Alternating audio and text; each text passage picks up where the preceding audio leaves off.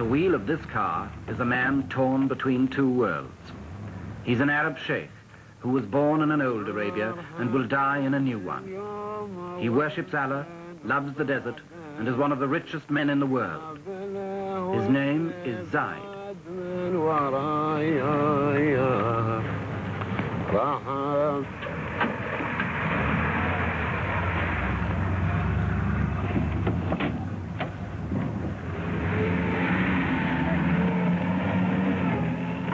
Zaid rules a little kingdom in Arabia called Abu Dhabi. 20,000 people in a stretch of sand and salt flats about half the size of Denmark. To the tribesmen who follow him everywhere, he's the undisputed boss. His forefathers ruled the desert from the back of a camel. He rides it in a limousine. But he remains, as they were, the center of tribal life. He's the man you serve, the man you hunt with, and the man you fight for. Above all, he's the man who leads. Wherever Zaid goes, his men go too. Those who don't travel with Zaid come out of the desert to greet him. They all owe their loyalty to him, and they all expect rewards from him.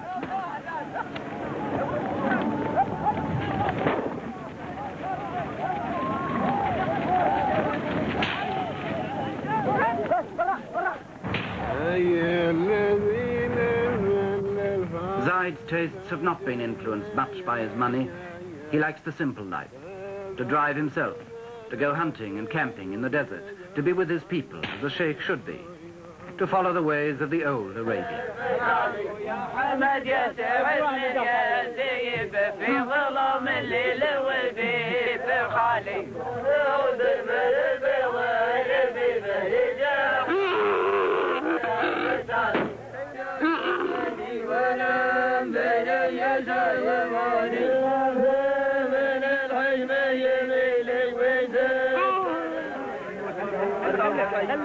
Five or 6 years ago, the people of Abu Dhabi were sunk in the poverty of 1,000 years or more. The 20th century had passed them by. Today, their ruler, Zaid, is one of Arabia's nouveau riche, who's acquired overnight a fortune from oil. His income could give $5,000 a year to every man, woman, and child in the place, enough to make Zaid a multimillionaire. Superficially, the old customs are unchanged. The tent goes up as it always did. The food is prepared as simply as before.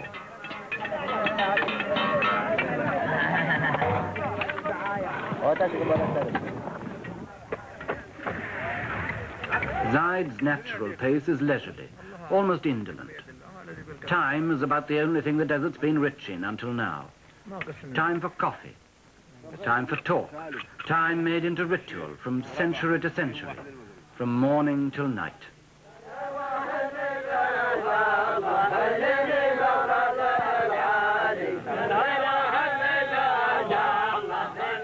These girls will swing their hair, and these men will chant hour after hour.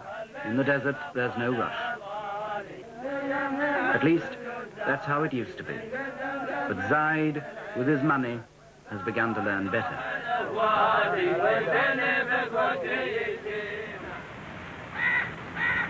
In this palace in Abu Dhabi, Zaid had a brother.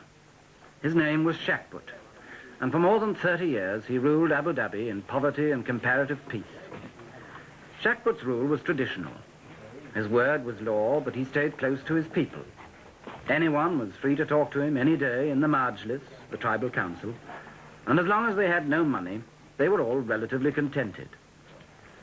And then in the 1960s, Abu Dhabi struck it rich, and its troubles started.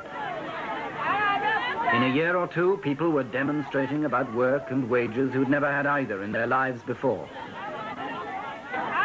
The grumbles grew as the money mounted, because Shakbut was a miser. All his life, he'd been a poor man. Now that he was rich, the skinflint habits stuck. And like a man who's won first prize in a lottery, he found his money made few friends.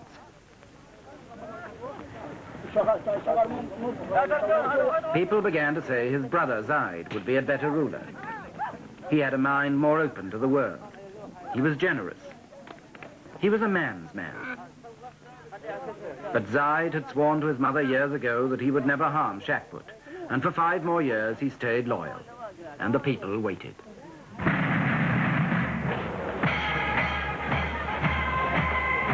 The oil flowed. The money poured in.